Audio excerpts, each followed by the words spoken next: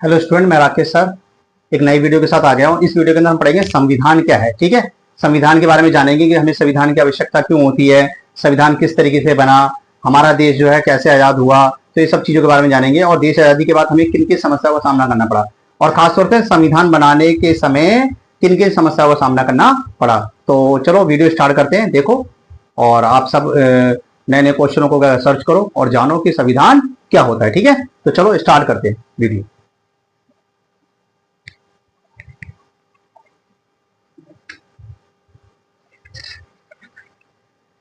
हमें संविधान की क्या आवश्यकता है। देखो, मनुष्य एक सामाजिक प्राणी है और समाज विभिन्न प्रकार के समुदाय से बना होता है। इन समुदाय में तालमेल बैठाने के लिए संविधान की आवश्यकता होती है। ठीक है, संविधान जनता में आपसी विश्वास पैदा करने के लिए मूलभूत नियमों का समूह उपलब्ध कराता है। संविधान यह तय करता है कि अंतिम निर्णय की शक्ति किसके पास होगी। संविधान सरकार निर्माण के नियमों एवं उपनियमों तथा उसकी शक्तियों एवं सीमाओं को तय करता है।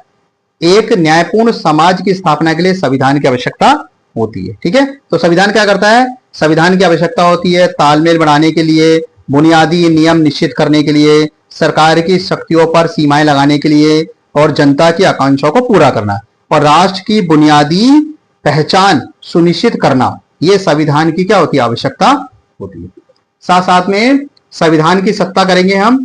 संविधान की सत्ता में सबसे पहला पॉइंट आता है आपका राष्ट्रीय आंदोलन से प्रेरणा प्राप्त करना। तो संविधान निर्माताओं में सभी वर्गों को साथ लेकर चलने की क्षमता, समाज के विभिन्न वर्गों से सीधा संवाद करना तथा सम्मान प्राप्त करने की क्षमता, लोकप्रिय नेताओं तथा समर्थनों पर आधारित अल्पसंख्यकों की रक्षा का संरक्षण करना, विधानसभा कार्यपालिका न्यायपालिकाओं के बीच में संतुलन स्थापित करना, मूल नियमों तथा प्रक्रियाओं की कार्यप्रणाली में लचीलापन लाना और बदलती आवश्यकताओं तथा परिस्थितियों के अनुसार स्वयं को ढालने की क्षमता करना। ठीक है, अब आता है संविधान सभा का गठन। संविधान सभा की पहली बैठक 9 दिसंबर 1946 को हुई तथा 14 अगस्त 1947 को विभाजित भारत के संविधान सभा के रूप में पुनः इसकी बैठक हुई। संविधान सभा की स्थापना ब्रिटिश मंत्रिमंडल की एक कमेटी, इसको कैबिनेट मिशन के प्रस्ताव पर हुई। तो आपसे क्वेश्चन पूछे कैबिनेट मिशन क्या है, इसको अच्छी तरह कर लो। ठीक है, तो इसमें क्या था, इसमें प्रत्यक्ष चुनाव हुए। ठीक है, और कई सारे समूह इसके अंदर सम्मिलित थे। अब आता है भारतीय संविधान कैसे बना। संविधान को बनाने में 2 साल 11 महीने और 18 दिन का समय लगा और कुल 166 बैठकें हुई, जिसमें 26 नवंबर 1949 को अधिकृत भारतीय संविधान को 26 नवंबर 1950 को क्या करा, विविध रूप से लागू कर दिया गया था। समझ गए। और संविधान बनाने में डॉक्टर भीमराव अम्बेडकर को काफी क्या चुनौतियों का सामना करना पड़ा। क्यों? क्योंकि संविधान बनाना कोई आसान काम नहीं था। तो उन्होंने दुनिया का सारा संविधान मंगवा लिया और हमने अलग अलग देशों से कुछ ना कुछ छोटी छोटी चीजें अपने संविधान में डाल ली, जो जो अच्छी अच्छी चीजें थी।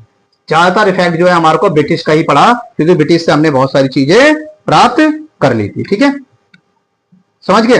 अब आता है राष्ट्रीय आंदोलन की विरासत। सहमति पर आधारित निर्णय लिए गए। 1946 के उद्देश्य प्रस्ताव से प्रभावित था और बुनियादी प्रतिबंधों को स्थगित स्वरूप प्रदान किया गया।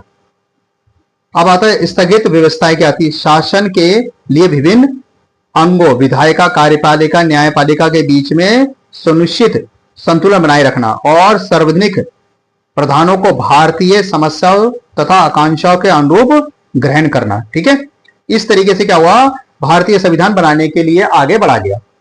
अब आता विभिन्न देशों के संविधान से लिए गए कुछ प्रावधान क्या थे।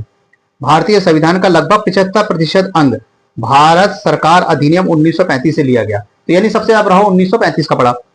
और 1928 में नियुक्त मोतीलाल नेहरू कमेटी रिपोर्ट से मूल मानव अधिकारों को सम्मिलित किया गया था। अन्य देशों के सार्वजनिक प्रणाली में भी कुछ बातें भारत के संविधान में सम्मिलित की गई। जैसे पहला ब्रिटिश संविधान। नंबर 1 क्या था कि सर्वाधिक मतों के आधार पर चुनाव में जीत का फैसला, ये ब्रिटिश संविधान से लिया गया। सेकंड, सरकार का संसदीय स्वरूप ये लिया गया। तीसरा, कानून के शासन का विचार ये लिया गया। चौथा विधायिका में अध्यक्ष का पद और उसकी कानूनी निर्माण की विधियां, ये सब हमने ब्रिटिश संविधान से ले ली। अमेरिका का संविधान, मौलिक अधिकारों की सूची, संविधान की प्रस्तावना, न्याय पुनर्वलोकन की शक्ति और न्यायपालिका की स्वतंत्रता और उपराष्ट्रपति का पद, ये हमने अमेरिका के संविधान से लिया। आयरलैंड का संविधान, राज्य के नीति निर्देशक तत्व और राज्यसभा में मनोनीत सदस्यों का प्रावधान, ये सब हमने आयरलैंड के संविधान से ले लिया। फ्रांस से लिया हमने स्वतंत्रता, समानता और बंधुत्व का सिद्धांत। और कनाडा का संविधान से हमने एक अर्धशासनात्मक सरकार का स्वरूप, सशस्त्र शक्तियां केंद्र वाली शासनात्मक व्यवस्था होगी और अविष्ट शक्तियों का सिद्धांत, ये हमने कनाडा के संविधान से ले लिया। इसलिए भारत के संविधान को उधार का संविधान या उधार का थैला भी कहा जाता है। आपसे क्वेश्चन पूछेगा क्या भारत का संविधान उधार लिया गया संविधान है या उधार का थैला है, तो आप करोगे यस। दूसरी तरफ भारत के संविधान को पुष्प गुच्छ यानी कि एक तरीके बकेट, यानी कि बकेट मतलब टोकरी का गुच्छा भी कहा गया। विभिन्न देशों से लिए गए शैली के आधार पर ऐसा कहा जाता है। ठीक है, तो बच्चों इस वीडियो के अंदर हमने संविधान के बारे में जाना कि संविधान होता क्या है, संविधान का किस तरीके से संविधान बना। ठीक है, और जो आप इन सब क्वेश्चनों को अच्छी तरह देख लो। ठीक है, जल्दी मैं एक नेक्स्ट वीडियो के अंदर आऊंगा। अगर आपको वीडियो पसंद है तो लाइक कीजिए, सब्सक्राइब कीजिए और अपने जितने फ्रेंड हैं उनको शेयर कीजिए। Bye bye.